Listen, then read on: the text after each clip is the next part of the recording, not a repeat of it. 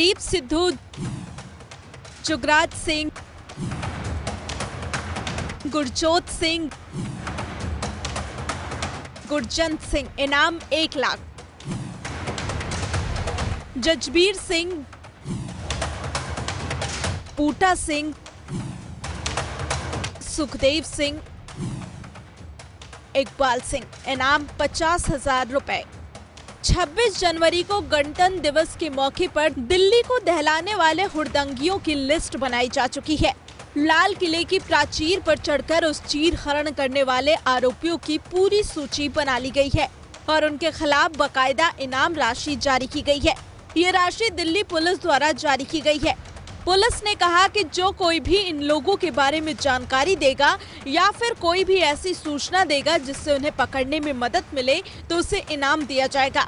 Delhi police के मुताबिक जिन लोगों के खिलाफ इनामी राशि की घोषणा की गई है वो 26 जनवरी के बाद से ही फरार हैं।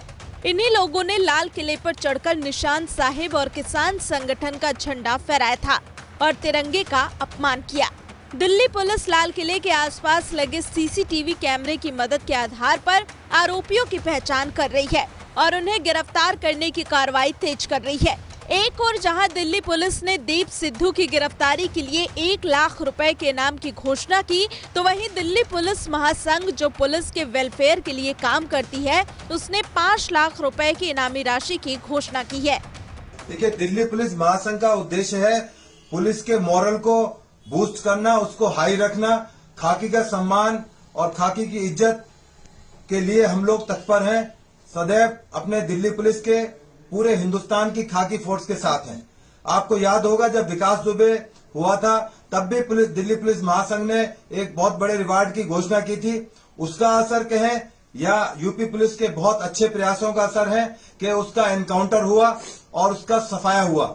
इसी तरह जो अब 26 जनवरी को दिल्ली के अंदर हिंसा की गई है और हमारे देश का जो मस्तिष्क है, माथा है, जिसको कलंकित किया गया है, एक वहां पर निशान साहिब का जिसका हम सब सम्मान करते हैं, हमारे सारे सिख दोस्त सम्मान करते हैं, पूरा हिंदुस्तान उसका सम्मान करता है। हिंदुओं की रक्षा के लिए सिख धर्म की स्थापना की गई थी, पर जिस तरह से एक प्राचीर से, लाल किले की प्राचीर से एक कुछ सिरफिरे लोगों ने तमाम कानूनों को ताक पे रखते हुए उसके अंदर जबरदस्ती फोर्सफुल एंट्री करके और वहां पर एक झंडा लहराया, वो उससे हमारा पूरा हिंदुस्तान शर्मसार हुआ है।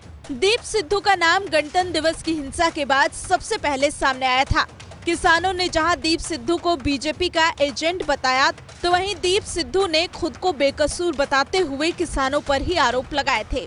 दिल्ली में हुई हिंसा को 1 हफ्ते से ज्यादा बीत चुका है, लेकिन दीप सिद्धू पुलिस की गिरफ्त से दूर है।